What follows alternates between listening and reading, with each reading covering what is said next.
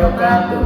Selamat datang di proyek video kelas kami. Sebelumnya izin memperkenalkan diri, nama saya Happy Sresi Askakenda dan saya Farul Lima Saputra. Di sini kami akan memandu jalannya proyek video kami.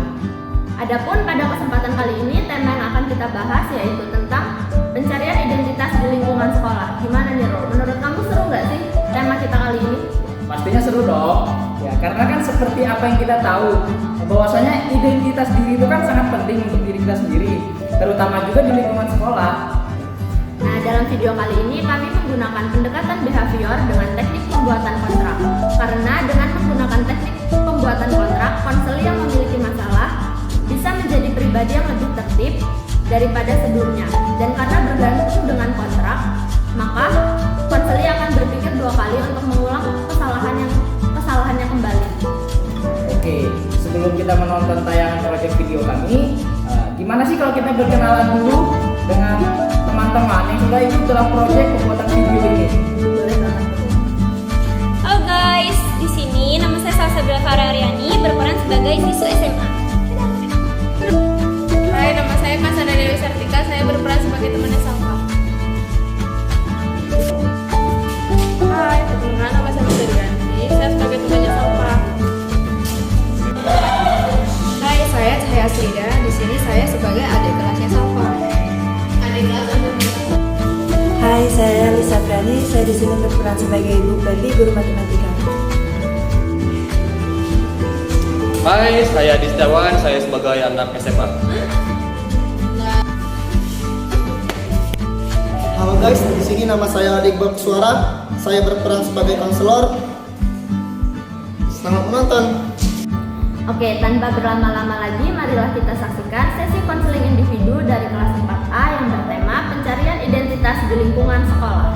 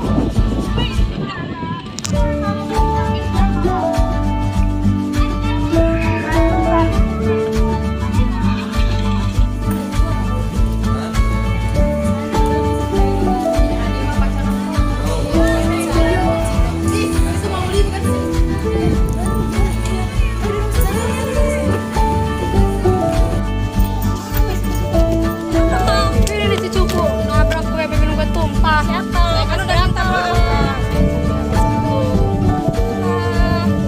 Suku apa? Suku ada masalah apa lo?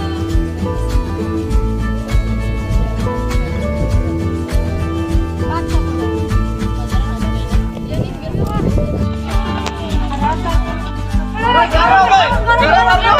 Mana kalian?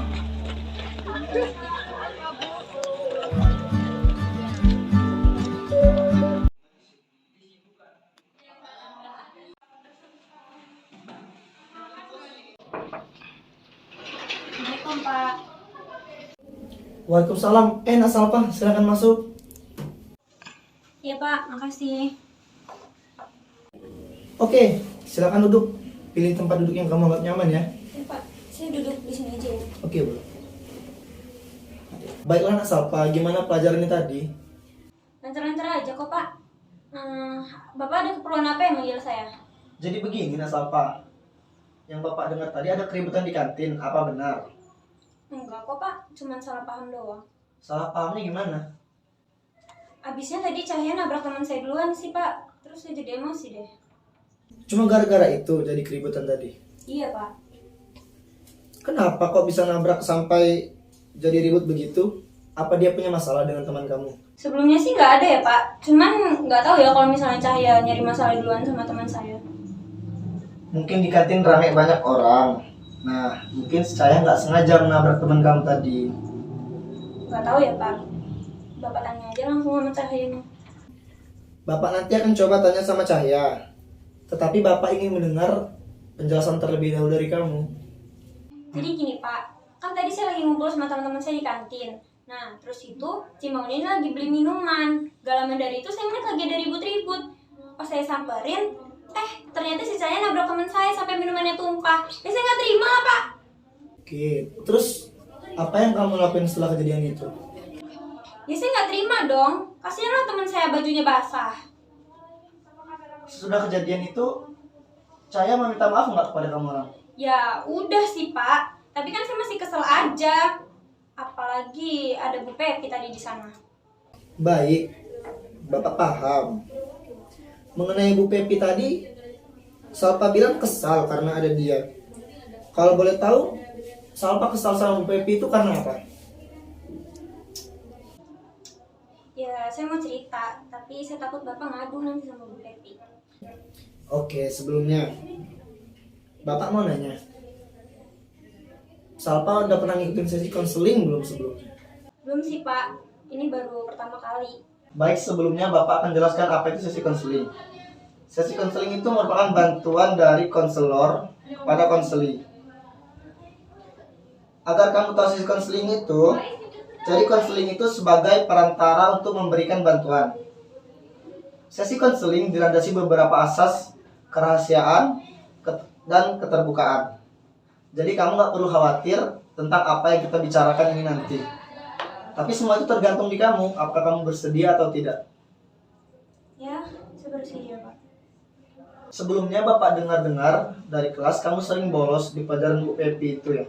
Bapak lihat di absen kelas juga, emang kamu sering bolos sih?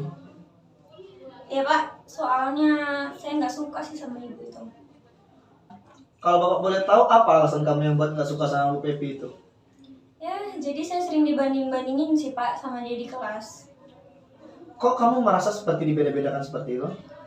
Ya Pak, saya jadi merasa ya nggak diperhatikan, diabaikan, terus ya perlakuannya beda lah sama murid-murid yang lain. Oh, jadi itu kamu merasa seperti diabaikan, nggak diperhatiin gitu ya sama ibu itu? Iya Pak. Kamu kalau di kantin itu ngapain aja? Ya ngobrol-ngobrol lah Pak sama teman-teman saya. Oh, sama teman-teman kamu? Iya Pak, soalnya teman-teman saya lebih merhatiin saya dibanding di kelas. Oh, jadi kamu itu merasa teman-teman kamu itu lebih memperhatikan kamu daripada di kelas? Iya Pak. Bisa nggak kamu kasih contoh perhatian seperti apa yang kamu dapetin dari teman-teman kamu? Jadi kalau saya lagi ngumpul sama teman-teman saya itu kayak saya cerita selalu didengerin, terus tuh kayak dianggaplah Pak keberadaan saya. Terus itu kayak mereka tuh selalu ada kalau saya sedih. Jadi itu yang membuat kamu lebih nyaman sama teman-teman kamu dibanding mengikuti pelajaran di kelas. Iya, Pak. Oke, di sini saya memiliki satu solusi untuk permasalahan yang kamu alami. Apakah kamu tertarik untuk melakukan itu? Solusi seperti apa, Pak? Oke, menggunakan teknik pembuatan kontrak. Jadi saya akan membuat kontrak mengenai perilaku Salpa yang ingin diubah sesuai kesepakatan kita bersama. Oke. Kontrak perilaku juga merupakan salah satu teknik behavior yang bertujuan untuk memperbaiki anak menjadi lebih baik. Dan pada dasarnya perubahan perilaku anak masih bergantung dari adanya penguatan yang diberikan dari luar. Saya akan memberikan reinforcement setiap kali tingkah laku yang diinginkan berhasil dilakukan sesuai jadwal kontrak yang ada. Tetapi ketika Salpa melanggar kontrak yang telah kita lakukan, apakah Salpa bersiap untuk orang tuanya dipanggil? Ya, siap, Pak. Saya ingin mencobanya. Baiklah Salpa, Bapak ingin meminta waktunya sedikit. Jadi untuk minggu depan kita akan melakukan pertemuan lagi untuk melakukan sesi konseling yang kedua. Kita akan melihat progres perkembangan yang Nak Salpa akan lewati. Bapak harap untuk kedepannya Nak Salpa bisa menjadi lebih baik, menjadi anak yang baik, disiplin dan tidak pernah bolos lagi, oke? Ya, Pak. Apakah Nak Salpa bersedia? Siap. Baiklah Nak Salpa, mari kita akhiri sesi konseling ini. Saya harap Nak Salpa bisa menjalankan kontrak ini dengan sepenuh hati tanpa ada paksaan. Oke, baik, Pak. Saya akan mencobanya. Baiklah Nak Salpa, mari kita akhiri sesi konseling ini. Saya harap Nak Salpa siap untuk menjalankan kontrak ini dengan sepenuh hati tanpa ada paksaan. Iya, Pak. Baiklah, kita tutup acara hari ini dengan nafas hamdalah. Alhamdulillahirrahmanirrahim. Baik, Pak. Kalau gitu saya kembali ke kelas ya. Oke, silakan. Assalamualaikum. Waalaikumsalam Nak Salpa.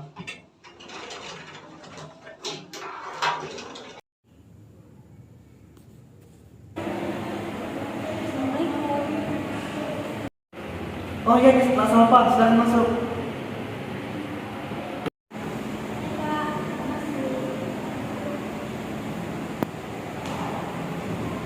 Oh iya, Nak Salpa. Gimana hari ini? Baik. Berangkat bareng siapa tadi? Bapak sendiri. Oh iya, Bapak sendiri. Jadi gimana nih? Berapa hari Nak Salpa masuk kursus nggak? Oh iya, kan kemarin kita kontrak nih kan, berapa minggu ini. Gimana perjalanan kontrak ini? Kira-kira kita lancar atau enggak? Lumayan agak lancar sih, tapi kayak masih terpaksa. Terpaksa, oke. Kan semuanya juga butuh proses. Nggak masalah kalau kamu baru-baru mencoba. Yang penting udah ada niatan kan buat menjadi lebih baik. Ini gimana nih? Kira-kira lebih enak atau lebih nggak enak? Perasaannya ya? Iya, perasaan. Perasaannya sih masih ya tadi masih ada terpaksa. Cuman karena udah menjalani sesuai kontrak, karena saya juga nggak mau menerima konsekuensi yang kita udah janjiin sama bapak selama kontrak itu. Nah, jadi saya merasa yang nyaman-nyamannya aja. Nah, jadi kan kamu sekarang kejar bolos ya. Hubungan kamu sama teman-teman yang sering bolos itu gimana? Hubungannya kadang mereka masih sering ngajakin sih. Masih ada. Ya, tapi kadang masih malah kayak udah sih boy, udah tobat gitu. Gue kemarin udah masuk TK gitu kan. Udah tobat, orang masih ngajakin gitu aja lah. Kalau misalnya lo mau cabut aja sendiri. Kadang masih begitu. Terus kadang juga jarang kayak bolos. Jadi secara langsung Nak Salpa dipanggil dulu yang kemarin jadi pengaruh baik lah, pengaruh positif juga buat teman-temannya. Jadi teman-temannya juga bisa nggak jadi bolos kan Nak Salpa. Oke, itu bagus sih.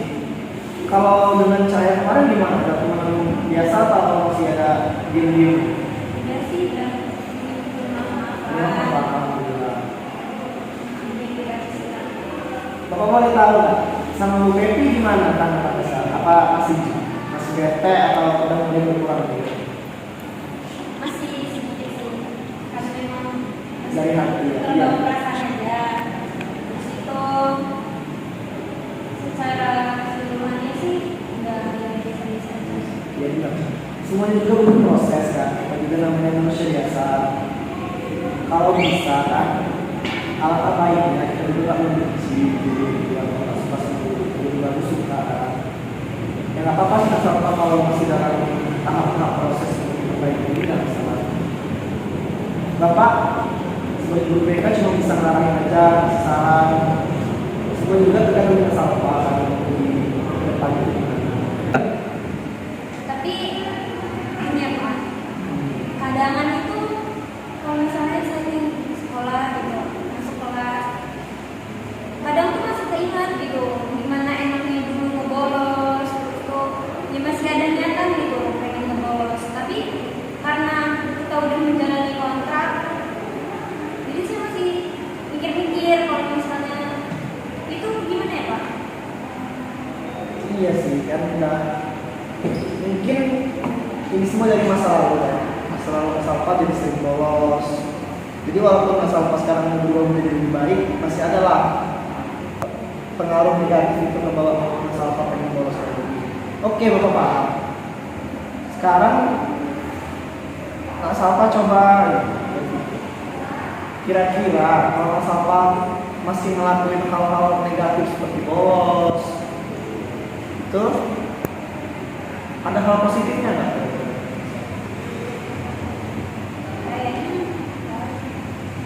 Nggak ada kan? Nggak ada. Oke. Nah, alangkah lebih baik ya nih ya Mas Alfa.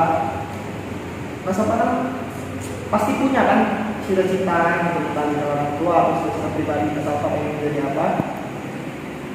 Seharusnya Mas Alfa sudah punya rencana atau planning itu buat menggapai cita-cita Mas Alfa. Salah satunya yaitu ya belajar, disiplin, dari hal-hal biasa aja seperti tepat waktu pada pelajaran, memperhatikan guru. Kita nggak usah terlalu menjadi anak pintar lah, tapi mungkin asalkan disiplin, belajar bagus, rajin mengerjakan rumah. Ya itu sih, Bapak cuma bisa mengarahkan aja Bapak. Semua juga tergantung pihak Salva. Enggak. Tapi ya Pak, perasaan pengen ngulangin itu lagi, kayak pengen masih ngerasa bolos lagi gitu, itu masih ada Pak. Mungkin kamu jenuh kali ya dengan hal yang tidak biasa kamu lakuin kayak belajar, dengan di kelas itu kamu ngerasa apa sih nggak nyaman mungkin kan? Oke Bapak. Jadi dulu Bapak pernah dapat omongan seperti ini.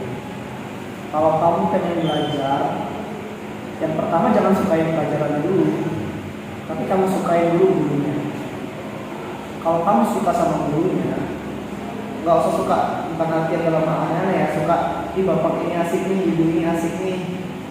Itu udah jadi poin penting buat kamu untuk lebih pengen pada rasanya belajar kayak, oh besok ada pelajaran minggu ini harus semangat nih besok maksudnya.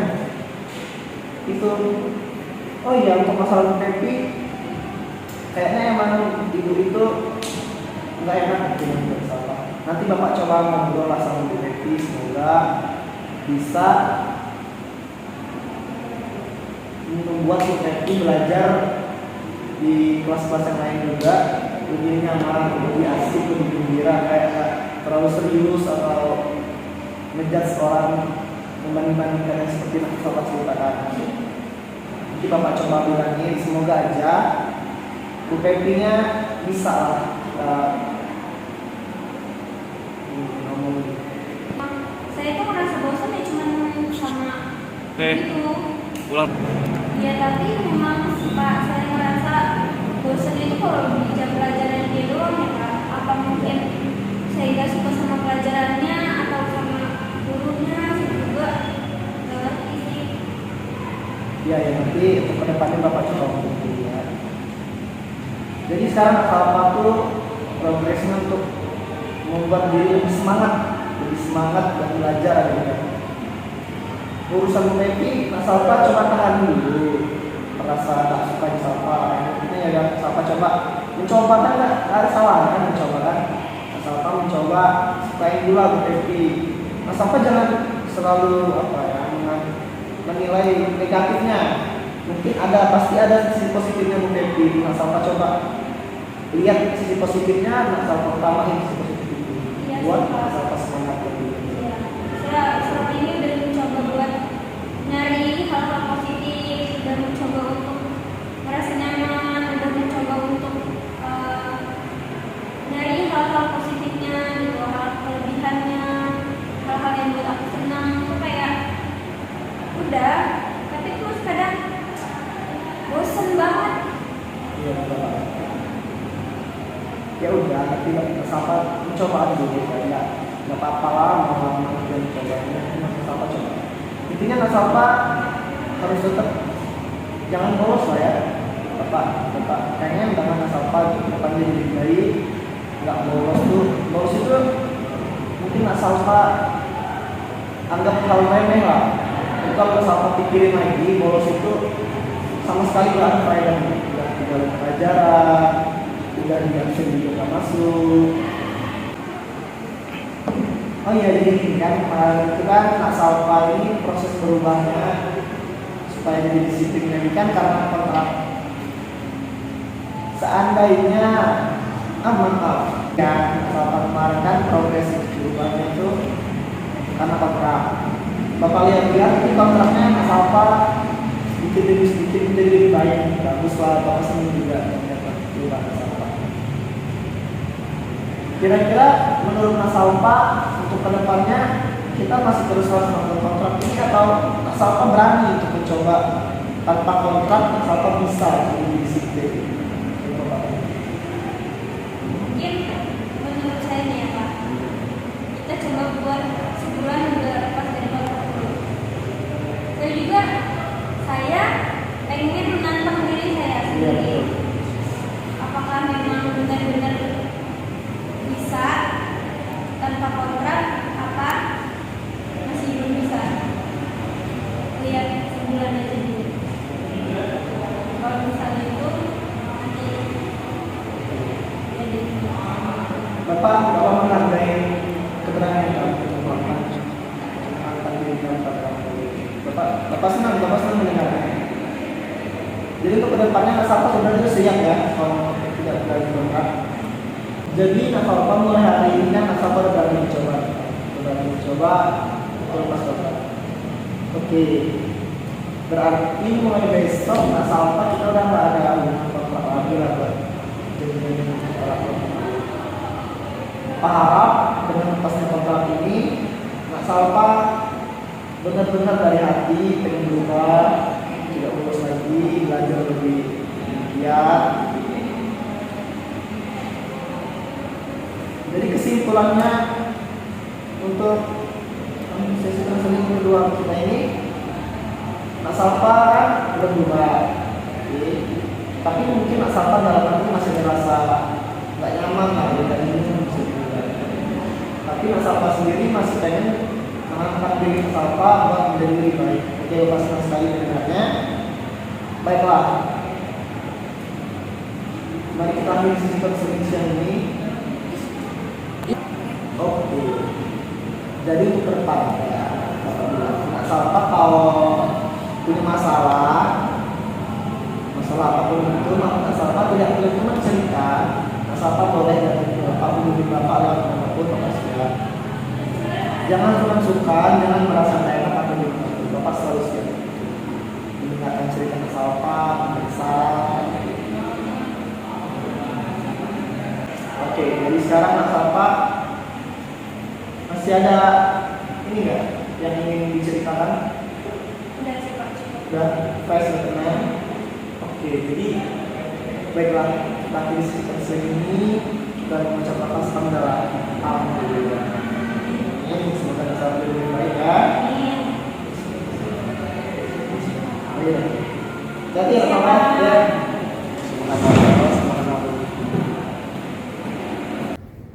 Sebelumnya saya ucapkan terima kasih kepada teman-teman yang telah aktif berpartisipasi dalam proyek ini. Tentunya kami berharap bahwa video ini memberikan manfaat dan juga pemahaman yang lebih baik tentang pentingnya mencari identitas di kalangan siswa. Baiklah, melalui video ini juga kami ingin mengajak semua siswa-siswa untuk merenungkan dan juga menghargai siapa sih diri mereka itu, dan juga mereka ini akan menemukan siapa mereka sebenarnya. Sebagai penutup, kami ingin mengingatkan bahwa setiap individu memiliki hak untuk menentukan siapa mereka sebenarnya dan juga mengekspresikan diri mereka sendiri sesuai dengan nilai dan minat bakat mereka. Mungkin hanya sekian yang dapat kami sampaikan dalam video ini. Kami berdua selaku moderator memohon maaf apabila banyak sekali kesalahan dalam video ini. Kami akhiri. Wassalamualaikum warahmatullahi wabarakatuh.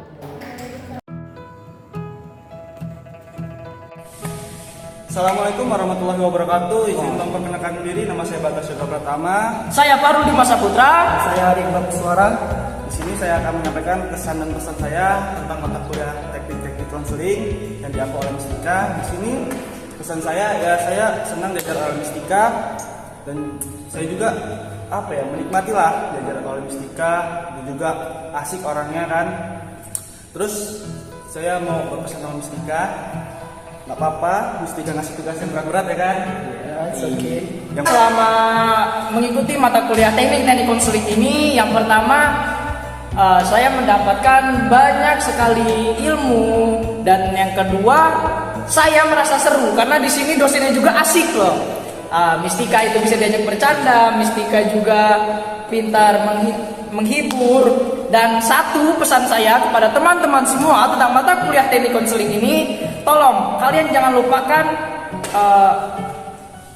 mata kuliah ini dengan begitu saja, karena mata kuliah ini salah satu modal kita untuk menjadi seorang konselor. Kesan dan pesan saya selama pelajaran Mistika ini, kesan saya ya bundanya enak sih, bisa diajak seperti jadi teman, bisa dianggap jadi seperti orang tua di kampus, di kelas itu. Dengan cara penjelasannya juga bundanya mudah dimengerti.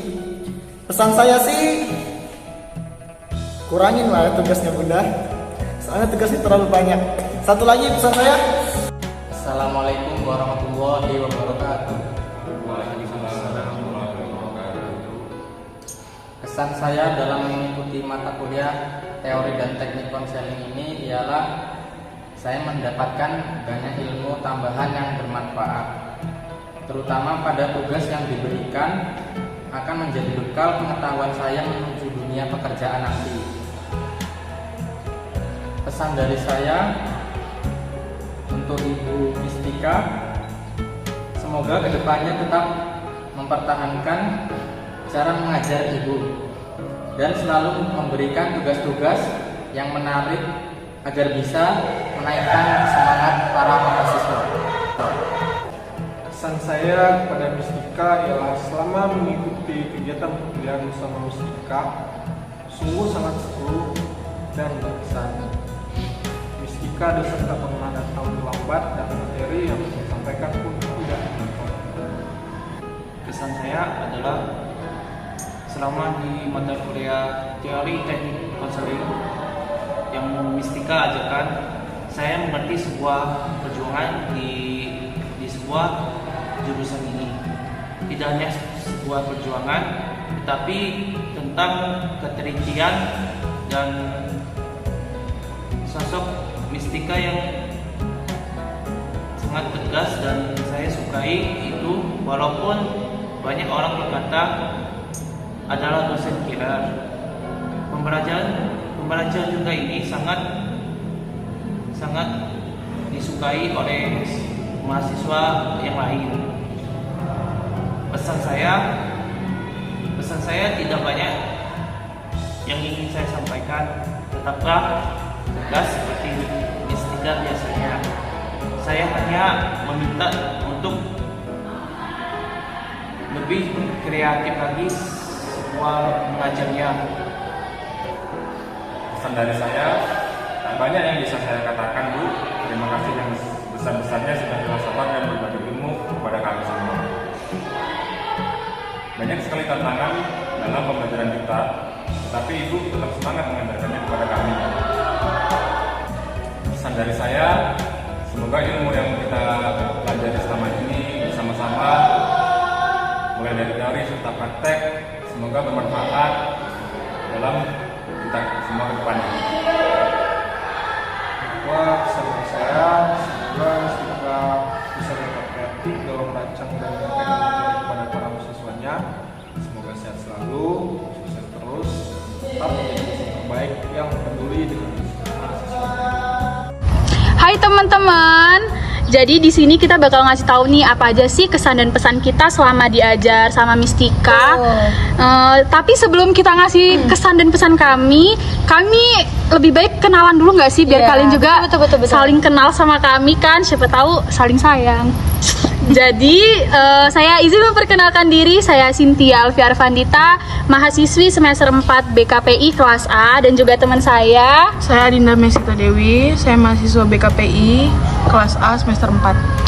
Dan saya Dena Agustin, mahasiswi BKPI kelas A semester 4. Selama diajar Mistika ya, menurut kami selama diajar Mistika ini kami ngerasa kayak nyaman banget loh di kelas itu, karena Mistika dalam menyampaikan materi tuh kayak mudah banget kita pahamin gitu kan. Terus apalagi, dan juga Mistika tuh dosen yang humble banget.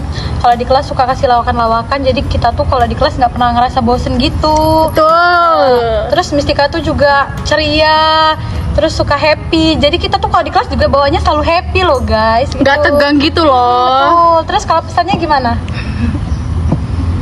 Pesan saya untuk Mistika, jangan nyerah dalam mendidik saya dan teman-teman yang lain ya Miss. Tetap jadi dosen yang baik hati dan menyenangkan. Maafin kami bila banyak kenakalan dan kejahatan yang kami lakukan selama Mistika mengajar di kelas kami. Pertahankan semangat dan sabar dalam mengajar. Hal ini memotivasi saya dan teman-teman untuk belajar dengan giat. Sesulit apapun proses dan pelajarannya, kesabaran yang Mistika miliki membantu kami semua. Teruslah menyajikan pelajaran yang menyenangkan dan bervariasi. Cara mengajar Mistika yang seru dan baru semoga dapat dipertahankan, sehingga mahasiswa dapat belajar dengan antusias dan terhindar dari rasa bosan. Pertahankan suasana kelas yang menarik. Saya berharap suasana kelas yang menyenangkan bisa tetap bertahan selamanya demi mahasiswa yang merasa aman untuk berada dalam kelas Anda. Betul. Sekian kesan dan pesan yang bisa saya sampaikan dari saya dan teman saya. Saya akan terus mengingat Miss dan mohon maaf bila selama jam pelajaran saya dan teman-teman saya kurang memperhatikan mata kuliah Mistika. Semoga Mistika betah mengajar di kelas yang baru ya. Oke. Bye-bye Miss, see you next time. Sarangyo.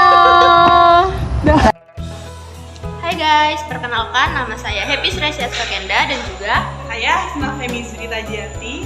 Di sini kami ingin memberikan pesan dan kesan untuk mata kuliah teknik-teknik konseling yang diajar oleh Mistika.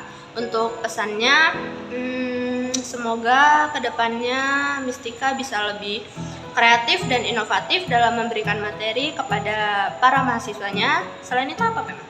Ya, bisa menginspirasi semua mahasiswanya juga. Untuk pesannya apa ya?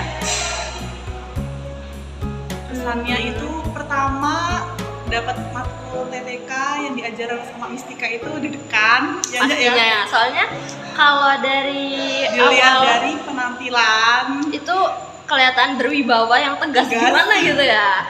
Jadi rada deg-degan sih, tapi sebenarnya Mistika itu baik. Seru juga. Kalau misal mahasiswanya bandel ya marah. Hai guys, saya Jihan.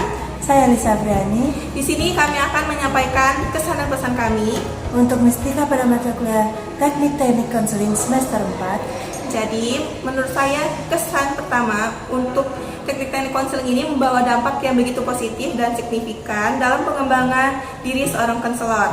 Dan juga menurut saya sudah siap untuk mengembangkan lagi teknik-teknik yang ada di pelajaran ini untuk di dunia nyata. Pesan dari kami yaitu semoga Mistika tetap disiplin, waktu bisa tetap kreatif dalam merancang dan menyampaikan materi kepada para mahasiswa UIN Raden Intan.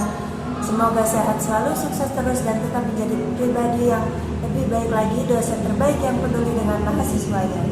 Oke, jadi terima kasih untuk Mistika karena sudah menjadi motivasi kami. Sekian, terima kasih. Dadah. Kami akan memberikan kesan dan pesan buat Mistika dari kami. Apa nih pesannya? Belajar sama Mistika itu lebih seru nggak sih? Iya bener banget. Yang pertama tuh seru, terus Mistika kalau ngejelasin itu mudah banget dipahami. Ya, terus apa lagi? Sama kalau diajar Mistika tuh nggak bikin ngantuk. Iya, lebih cepet nyambung, terus belajarnya itu lebih seru, lebih Banyak ketawa Iya. ya, tapi pas kalau serius ya serius. Ya, Terus pesannya buat Mistika apa nih? Pesan kami buat Mistika, jangan pernah lupakan kami walaupun kami sering buat Mistika marah. Jangan marah-marah. Ya udah pasti. Terus aku apa? Jangan marah-marah. Maafin kami kalau kami suka lupa ngerjain tugas buat Mistika marah.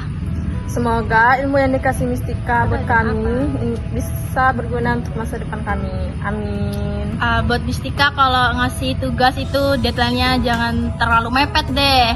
Agak dilonggarin dikit. Bener, deadline-nya. soalnya pada mager nih. Ketemu tugas dong. Ketemu tugas lain juga. Tumpuk Iya. Miss. Tabrakan sama tugas yang lain. Kayaknya itu aja nggak sih? Cukup? Satu kali buat Mistika jaga kesehatan. Sehat selalu buat Mistika. Bye-bye.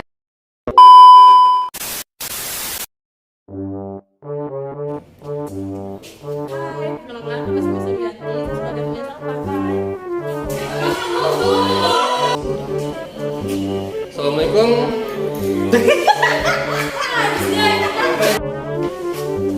Halo, saya Adi, saya dari anak SMA. Kok gitu sih? Ya Allah, udah nih.